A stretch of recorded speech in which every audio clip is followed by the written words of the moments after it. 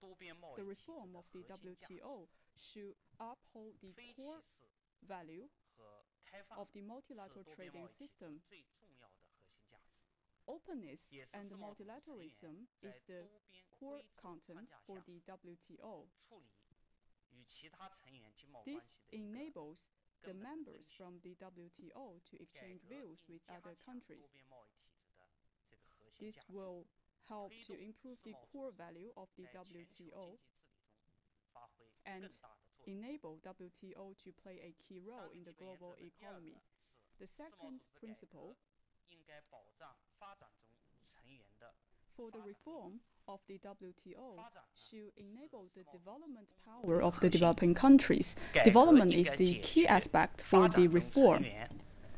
For the reform, it should help to resolve the problems that has been rising from the economic integration. This may also help to provide room for development of these economies. And the reform may help to deliver the goal that has been put forth by the 2030 agenda and narrow the differences between the countries. And the third principle is that the reform should build on consensus that has been made by multiple parties. For the outcome from the WTO reform should be built on consensus and consultation between the member states. This will embrace participation for the members of the WTO.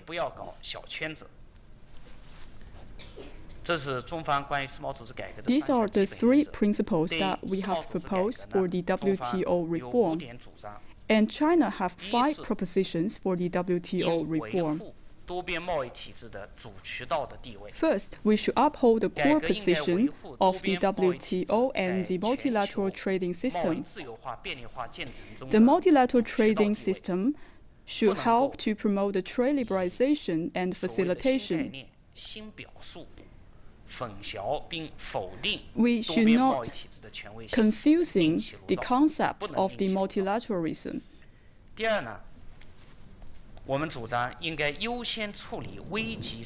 Second, we propose to solve the deep-rooted problems that has been rising from the structure of the WTO. We should pay attention to the root causes of the problems that has been rising from the World Trade Organization. This may help to improve the functionality and the effectiveness of the operation of WTO. The third proposition is that the WTO reform should be in line with the trend of times. Some of the developed countries has provided excessive agriculture subsidy. This may also disturb the world trade order as well. We should abandon the abuse of rules, for example, to put restrictions on the anti-dumping investigation. At the same time, the reform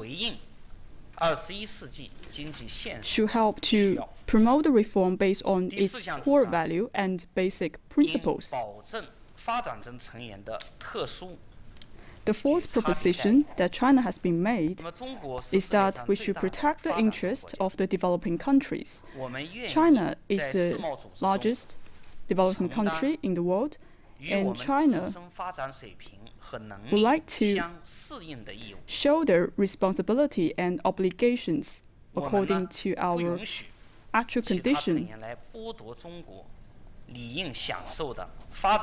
China will not allow other countries to deprive any deserved interest for the developing countries. WTO should respect the development path for different countries.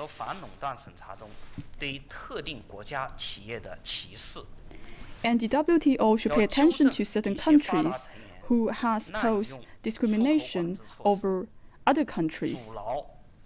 For example, the abusive use of export restriction policies, etc. China also opposed any actions to decline development path and discrimination towards different types of development path. We do not want to include the discussion of development path into the WTO reform. Groundless accusations should not be the foundation for the WTO reform.